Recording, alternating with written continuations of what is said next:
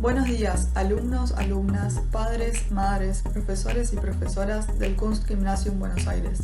Hoy, 14 de agosto, conmemoramos la aprobación de la Constitución de la República de Weimar, en Alemania. Para esta ocasión, junto a mi compañera María Eifler, preparamos un video acerca de la relación entre el arte y la política en Alemania y en Argentina entre los años 1919 y 1933. Esperamos que lo disfruten. Guten Tag, Schüler, Lehrer und Eltern der Kunstgymnasium Buenos Aires und willkommen zu unserer virtuellen Veranstaltung. Heute, 14. August, gedenken wir die Weimarer Verfassung Deutschlands. Und in diesem Fall haben wir mit meiner Partnerin Lucia Kulza ein Video, in dem wir über die Beeinflussung der Kunst in Politik und umgekehrt in Deutschland und Argentinien zwischen 1919 und 1933 sprechen. Genießen Sie es.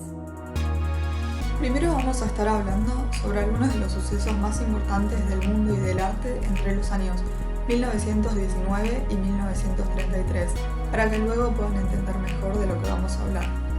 Después vamos a contarles sobre Alemania y cómo influyó la política en el arte y viceversa. También vamos a analizar una pintura y una campaña política de la época. Luego explicaremos también la conexión entre el arte y la política en Argentina. Para finalizar, vamos a hacer una conclusión general sobre todo lo que hablamos anteriormente. La Paz de Versalles se firmó en 1919 por los países involucrados en la Primera Guerra Mundial. La guerra tuvo consecuencias devastadoras para Europa. Se perdió entre el 30 y el 40% del potencial industrial, y el continente, ante su nueva geografía política, dejó de ser el centro del mundo para convertirse en su principal problema. Estados Unidos salió muy favorecido con todo lo sucedido, ya que tomó el control del mundo. Luego de la guerra, muchos países europeos quedaron endeudados con él. Por 2 décadas, la economía mundial dependía de Estados Unidos. 10 años más tarde, con el crack del 29, ante la inflación de los precios de las acciones, se produjo una devastadora crisis que afectó a todo el mundo. La Primera Guerra Mundial dejó atrás una gran crisis económica, social y política, pero también inició un gran florecimiento cultural y artístico moderno. Unos años antes de la guerra, la llegada de la fotografía había empezado a revolucionar el arte, y la guerra hizo que este proceso se acelerara. Los artistas dejaron de pintar utopías y comenzaron a mostrar la realidad. Pero en 1920 llegó el dadaísmo alemán al mundo, el cual trataba de unir el arte con la vida cotidiana y hacer a la sociedad consciente de lo que se estaba convirtiendo el mundo. Este dadaísmo llevó, por ejemplo, al poeta André Breton a crear el surrealismo. Además, hasta el año 1924, muchos artistas utilizaron el suprematismo para sus pinturas, donde predominaban las figuras geométricas. Como muchos deben saber, la Constitución de Weimar fue uno de los únicos textos de la época en reconocer los derechos sociales y a la vez la primera constitución democrática en Alemania.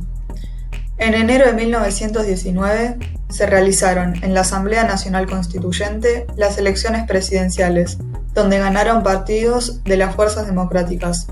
Se debatió mucho acerca del texto de la Constitución, que fue aprobado el 31 de julio y proclamado Constitución el 14 de agosto. Este documento contiene 181 artículos en los que este país queda constituido como república y la cantidad de estados se reduce de 25 a 17. La caída de las bolsas de Wall Street en Nueva York perjudicó muchísimo a Alemania, dejándola destruida tanto económica como socialmente. El gobierno democrático terminó en 1933, con la llegada de Hitler al poder. Durante la República Weimar, Alemania vivió un boom de las artes y oficios. En 1919, Gropius, un arquitecto urbanista y diseñador alemán veterano de la guerra, fundó una gran escuela llamada Staatliche Bauhaus, Casa de la Construcción Estatal.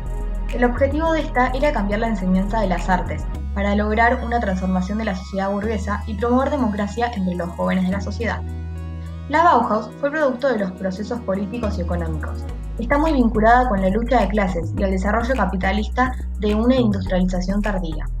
En 1925 tuvo que trasladarse a la ciudad industrial de Dessau, en Sajonia-Anhalt, ya que su gobierno era socialdemócrata y fue más fácil la construcción. La Bauhaus siempre recibió el apoyo de los partidos de izquierda y siempre fue atacada por la derecha política. En 1930, la Escuela de Arte fue declarada por el nazismo como nido de comunistas, entre otras cosas. 3 años más tarde, en Berlín, cierra la Bauhaus debido a la llegada de Hitler al poder. Por todo lo que pasó en esta gran escuela de artes, podemos ver claramente cómo la política influyó en el arte en esa época. Además, muchos pintores empezaron a realizar obras con relación a lo que estaba sucediendo en la República Weimar y lo que había pasado durante la Primera Guerra Mundial. Este es un ejemplo, la famosa pintura al óleo de George Grosz, un pintor alemán de 1926, Los pilares de la sociedad. Con esta obra, Grosz quería mostrar una gran crítica al sistema democrático de la República, ya que él compartía la visión comunista. En esta obra expresionista podemos ver una serie de estereotipos, los pilares de la sociedad: el burgués, el político, el militar, el periodista y el cura. Lo primero que podemos identificar en la obra es un hombre con una esvástica en su corbata. Así podemos identificar que pertenece al partido nazi. El líder político representa a la burguesía socialdemócrata, ya que lleva unos folletos del socialismo, pero también una bandera del imperio alemán, rojo, blanco y negro. En su cabeza podemos ver excremento en lugar de un cerebro. Esto nos muestra que para el pintor, toda persona socialdemócrata no pensaba. El sacerdote, que está dando un sermón y bendiciendo a la sociedad por todo lo que va a suceder en Alemania. Grosz era un antimilitarista convencido, y esta postura se manifiesta en que generalmente pintaba policías o soldados con rostros deformados y actitudes brutales. También lo hace aquí, un soldado con una espada cubierta de sangre y un revólver como deseoso de entrar en acción, corre hacia la derecha política. Finalmente, en el fondo, podemos ver un edificio en llamas, lo cual nos muestra lo destruida que se encontraba Alemania según la visión del artista. Por otro lado, también es muy importante mencionar la influencia que el arte tenía en la política. En muchos aspectos, la política dependía del arte, ya que este era un gran medio de comunicación. Mediante el arte se podía informar a la sociedad de muchas cosas y, sobre todo, se podían realizar diferentes campañas políticas. En el cartel electoral socialdemócrata se busca el derecho a voto de las mujeres. Kurt Eisner anunció el 7 de noviembre de 1918 en Baviera el derecho de voto universal, igual y directo. Además, que los votados podían ser tanto hombres como mujeres. En esta propaganda electoral podemos ver a una mujer y a un hombre. La señora está levantando una gran bandera roja como signo de poder. Debajo de ellos dice en alemán y con una tipografía gótica: mismos derechos, mismas obligaciones. Voten al Partido Socialdemócrata de Alemania. Es muy importante destacar el rol que está cumpliendo el arte en esta campaña política, como en muchas otras. Por todo lo mencionado anteriormente, podemos ver claramente cómo la política fue muy influyente en el arte y viceversa.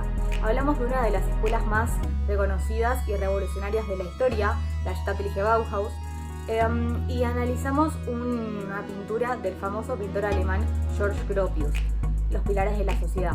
También vimos diferentes campañas políticas y analizamos una que no solo nos mostraba el Partido Socialdemócrata de Alemania en esa época, sino también que nos enseñaba que las mujeres habían empezado a tener derecho a voto. Esperemos que les haya quedado todo muy claro y ahora vamos para Argentina. Desde el año 1916 hasta los inicios de la década del 30, Argentina atravesó un periodo de muchos cambios. La etapa conocida como la de los gobiernos radicales comenzó con la sanción de la Ley Sáenz-Peña, que establecía el sufragio secreto y universal. Para el año 1919, Argentina estaba sumida a una profunda crisis, consecuencia de la caída de las exportaciones tras la Primera Guerra Mundial. Esto provocó una fuerte inflación, acompañada del retraso de los salarios reales y de la fuerte desocupación. El ambiente conflictivo en el que se vivía terminó en paros y en huelgas, que comenzaron a multiplicarse. Mientras tanto, las mujeres empezaron a trabajar y a estudiar. Por otro lado, el teatro, el cine y los nuevos medios de comunicación comenzaron a ganar protagonismo en la vida de la gente. En resumen, la guerra dejó a la Argentina expuesta a una etapa de mucha vulnerabilidad económica, en la que se dieron numerosos cambios sociales. Tras años de crisis, se produjo un golpe de Estado en 1930. Para poder responder la pregunta, ¿influyó el arte en la política o la política en el arte?, primero vamos a tener que explicar la situación cultural de Argentina. Los años 20 y 30 de Argentina se caracterizaron por ser un periodo de vanguardistas. Esta corriente, que afectó mayoritariamente a pintores y escritores de Francia, México y Argentina, es mundialmente conocida por artistas como Pablo Neruda, Eduard Munch y Salvador Dalí. En nuestro país se desarrolló como un movimiento fuertemente influenciado por la libertad política, la extensión del voto secreto y universal y la revolución cultural de la época. En este contexto se formaron tres grandes grupos: el grupo Florida, el grupo Boedo y el grupo de la Boca. El grupo Florida estaba formado mayormente por personas pertenecientes a la élite económica y se enfocaba más en la estética de sus obras, por lo que no es especialmente relevante en esta presentación. Ahora les vamos a hablar de los grupos de artistas que sí mostraban un fuerte compromiso con la sociedad y mediante su trabajo buscaban mostrar las injusticias de la crisis. En sus obras se puede ver claramente cómo la política influyó en el arte. El grupo Boedo estaba más ligado a los problemas sociales y económicos de la clase trabajadora. Algunos artistas, como Gerardo Pizzarello, Cátulo Castillo y José González Castillo, fueron parte de este grupo. Mientras tanto, el grupo de la Boca se interesaba más por mostrar la situación que se estaba atravesando en los barrios de inmigrantes.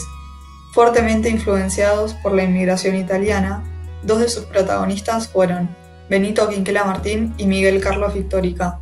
A continuación les voy a mostrar un cuadro de Antonio Berni, miembro del grupo Boedo, que a menudo se juntaba a pintar con Benito Quinquela Martín, miembro del grupo de la Boca.